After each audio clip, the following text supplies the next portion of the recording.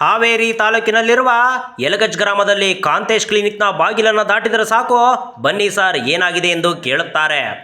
Label ಇಲ್ಲದ ಬಿಳಿ ಡಬ್ಬದಲ್ಲಿ ಮಾತ್ರೆ ಕೊಡುವಂಥ ಈತನೇ ಡಾಕ್ಟರ್ ಆಂಜನೇಯ ಗುಡುಗೂರ್.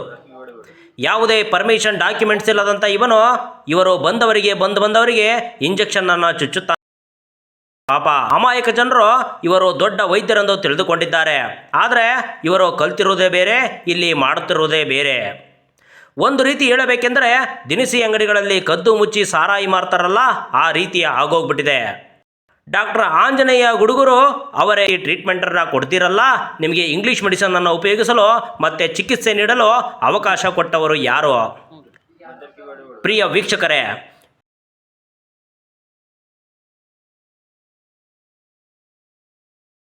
ಆದರೆ ಇವರು ಆಲೋಪತಿಕ್ ಇಂಜೆಕ್ಷನನ್ನು ಮಾಡಿ ರೋಗಿಗಳಿಗೆ ಚಿಕಿತ್ಸೆಯನ್ನು ನೀಡುತ್ತಾರೆ.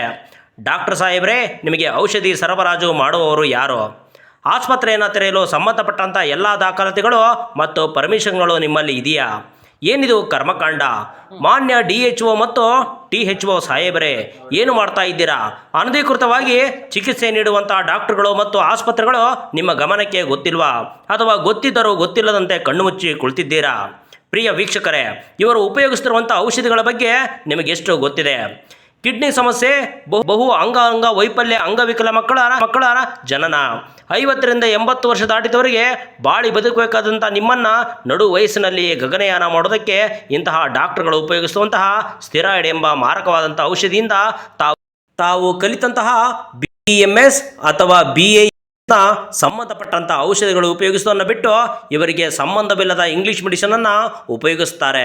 ಕಾರಣ, ಇವರು ಅಧ್ಯಯನ ಮಾಡಿರುವಂಥ ವೈದ್ಯಕೀಯ ಪ್ರಕಾರ ರೋಗಿಗಳು ವಾಸಿಯಾಗೋದಕ್ಕೆ ಕನಿಷ್ಠ 7 ರಿಂದ 10 ದಿನಗಳು ಬೇಕು. ಆದರೆ ಆಲೋಪತಿಕ್ ಇಂಗ್ಲೀಷ್ ಮೆಡಿಸಿನ್ನಿಂದ ಚಿಕಿತ್ಸೆಯನ್ನು ನೀಡಿದರೆ ಒಂದೇ ದಿನಕ್ಕೆ ರೋಗಿ ವಾಸಿಯಾಗುತ್ತಾನೆ. ಹಾಗಾದರೆ ಲಕ್ಷ ಖರ್ಚು ಮಾಡಿ MBBS ಮತ್ತು MD ವ್ಯಾಸಂಗ ಮಾಡಿರ್ತಿರುವ ಗತಿ ಏನು? ಮಾನ್ಯ ಜಿಲ್ಲಾ ಮತ್ತು ತಾಲೂಕು ವೈದ್ಯಾಧಿಕಾರಿಗಳೇ, ಜನರ ಜೀವನ ಜೊತೆ ಆಟಾಡುತ್ತಿರುವಂತಹ ಈ ಆಸ್ಪತ್ರೆಗಳನ್ನು ಅತಿ ಶೀಘ್ರವಾಗಿ ಕಾನೂನು ಕ್ರಮ ಕೈಗೊಂಡು ಆಸ್ಪತ್ರೆಗಳನ್ನು ತೆರವುಗೊಳಿಸಬೇಕಾಗಿ ತಮಗೆ ಸೂಚನೆಯನ್ನು ನೀಡುತ್ತಿದ್ದೇವೆ.